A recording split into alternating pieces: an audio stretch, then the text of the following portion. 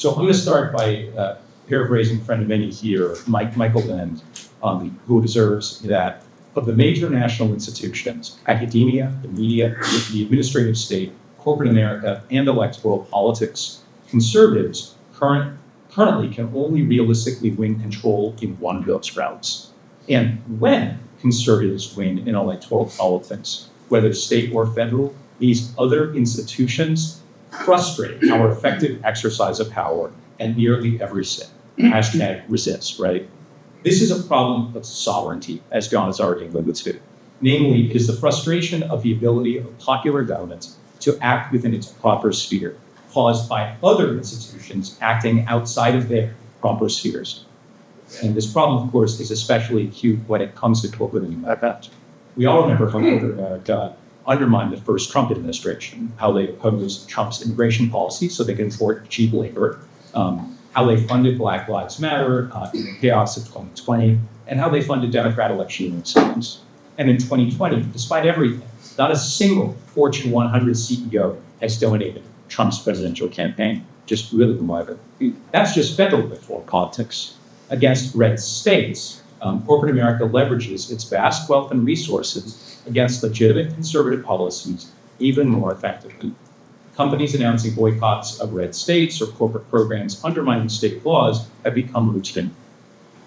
Just think of how, for example, when Texas passed its Heartbeat Act, over 50 companies condemned the state, threatening statewide boycotts and announcing initiatives to fund their Texas employees become abortions outside the state.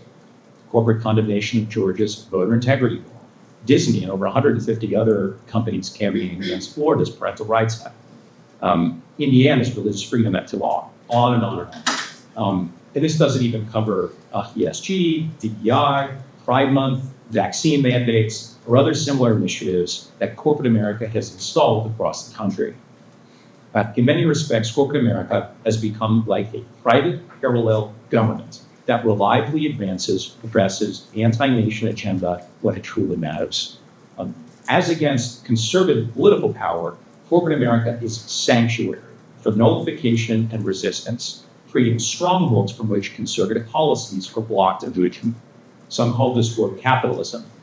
Matthew Crawford calls it the party state because it's characterized by a private managerial class that asserts itself as a class and acts to advance its own partisan interests, just like a state would. The corporate bureaucrats who actually run these companies are all drawn from that same narrow class of people, and their real accountability system is not to voters or to shareholders, but to their own gold chest. And it is to that cohort and not to the laws and policies of legitimate political authority that corporate America considers itself subject to. This is a problem of sovereignty. It's a problem of political economy. But it's not surprising, of course, that big businesses run amok would be a problem of sovereignty, because fundamentally, legally, and historically, corporations are themselves a kind of sovereign. They are created by the sovereign, by the state, by granting a corporate charter, which confers state-like qualities. John's already talked about Blackstone a little bit. In the Anglo-American tradition, corporate privileges were always historically suspect.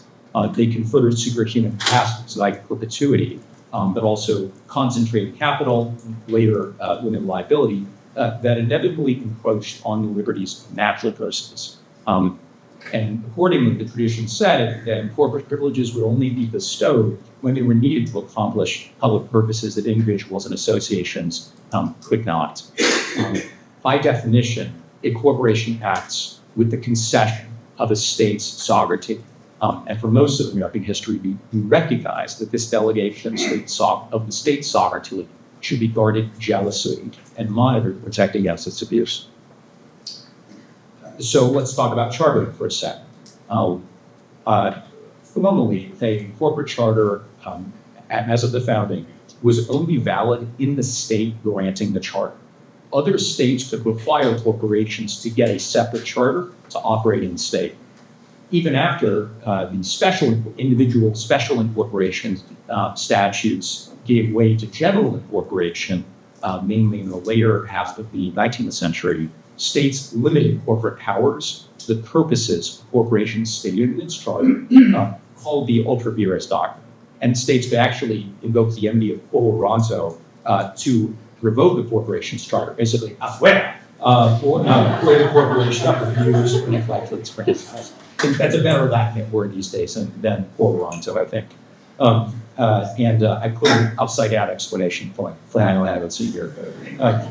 States also imposed many other charter-based limits that reflected their public policies, that upstream sovereignty, upstream of corporate sovereignty. So they would retain state power to amend a corporate charter after it was issued. They could require a majority of directors to be residents of the chartering state, not citizens of the building, or is them there, New York. They would privilege the votes of small or large shareholders. They would limit total capitalization of the corporation. In Massachusetts, late in the 19th century, the law said that while corporate shareholders did enjoy limited liability, they were still personally liable for their workers' unpaid wages. And in Texas, the state corporation law required corporations to own the wholly so much land as was needed in their business operations, and divest any excess large concentrated land holdings, especially those in the Air Force bases. So that's getting that. So in the modern era, however, we got rid of these conditions on the receipt of corporate privileges. This was motivated by desires for a certain kind of economic growth, and the corporate funds over time, of course, moved from being a public franchise to a rights-bearing person. Corporations, as you heard, mere associate kinds of persons, united solely by economic interests, and therefore governed, in essence, by the principles of freedom of contract. If corporations are just the name we give to things people do together, to borrow a barn thing, then the law should, in fact, enable endless customizable options. In the same way, we allow a tremendous amount of customizability in terms of individual freedom of contract. And corporations should likewise be free to grow as big and into whatever areas its shareholders putatively consent to. The earlier entity-based view of the corporation imposed inherent limits on corporate power. And one consequence of forsaking that view is that corporations have been free to roam outside of their traditional domains. There's a wonderful quote to ability from Irving Kristol. This is 1976. One must concede that both the founding fathers and Adam Smith would have been perplexed by the kind of capitalism we have today. They could not have interpreted the domination of economic activity by large corporate bureaucracies as representing, in any sense, the working of a system of natural liberties. The large, publicly owned corporation of today, which strives for immortality, which is committed to no line of business, but rather, like an investment banker, seeks the best return on investment, which is governed by an anonymous oligarchy. Such an institution would have troubled and puzzled them, just as it troubles and puzzles. It's pretty good for 1976, and I think it's even better for 2024. Today, we are reaping the rotten fruits of a mistaken view of corporate liberty, one that is at odds with our political tradition. More commonly suggested remedies to problems with big corporations today that could be a more aggressive approach to antitrust enforcement or campaign finance restrictions. Those are attempts to impose externally the limits that corporate law once provided internally. I want to suggest that we should return to those internal limits and more in corporate power, albeit in modern form. Do I think that we can just go back to special corporation statutes that tell every company what they can and can't do? No, I don't. I emphasize this history because I do think we need to start thinking about the law governing the internal affairs of corporations and corporate. Many of the problems we have with corporate power today come from internal governance of those companies that has gone awry. As a digression, just think about how carefully our Constitution talks about the internal governance of our, at least of our legislative branch and how it's constituted and put together.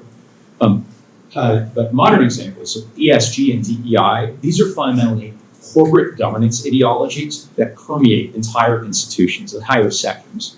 What we need is better corporate governance. So let me throw out some policy ideas to apply state power to balance corporate power. Starting with the disclaimer I've given before, all of these examples are awesome. Not all of them are good ideas. They are all awesome. So first, and most directly, would be simply regulating corporations' internal affairs.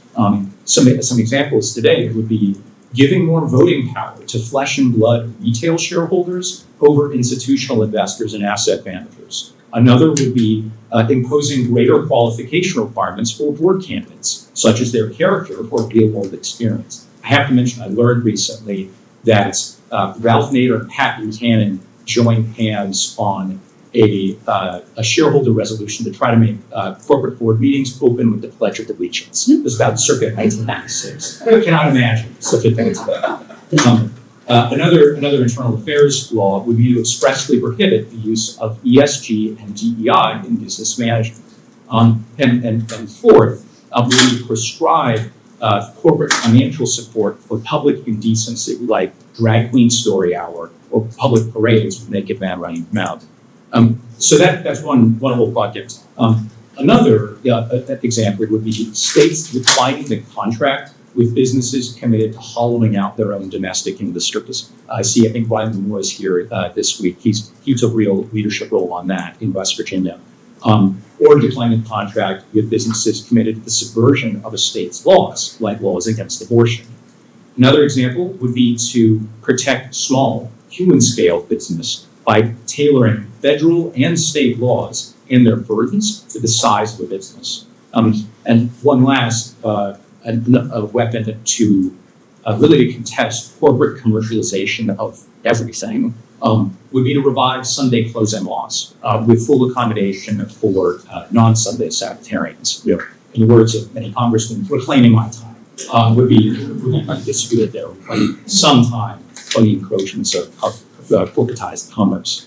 So for the right kind of lawyer in the audience, I hope there aren't too many of you here, there is a major obstacle to accomplishing some of this, and it's created by a combination of federal law and some questionable Supreme Court precedent. We inhabit the bizarre situation in which the law of one tiny, eternally Democrat-controlled state, Joe Biden's Delaware, controls the corporate governance of 2/3 of the Fortune 500. And the Supreme Court has said that only a corporation's chartering state, typically Delaware, can regulate that corporation's internal affairs. And many people understand the court to have separately said that states have to allow out-of-state corporations to do business in their states. So I'm going to leave you with 3 ways that states can take this on. First, red states can beat Delaware by offering alternative jurisdictions for corporate law. Just last month, Tesla successfully changed its incorporation from Delaware to Texas. And several other red states, also including Texas, but also Georgia, Utah, Wyoming, they set up their own business courts to attract companies. Second, red states could attempt to regulate corporate internal affairs even without corporations choosing to reincorporate. States could push the boundaries of the current internal affairs doctrine I'm alluding to, which purports to limit the ability of states to regulate the internal affairs of corporations chartered out of state. And they could potentially require a state-specific corporate charter for doing business and stuff. Third, Congress could act. It could authorize states directly to regulate corporate internal affairs.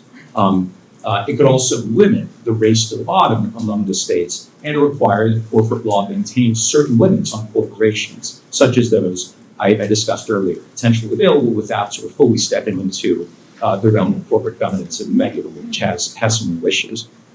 And Congress could also allow greater state security regulation against multiple statutes from the 90s that prevent states' ability to regulate the merits of securities offerings and sales in the state.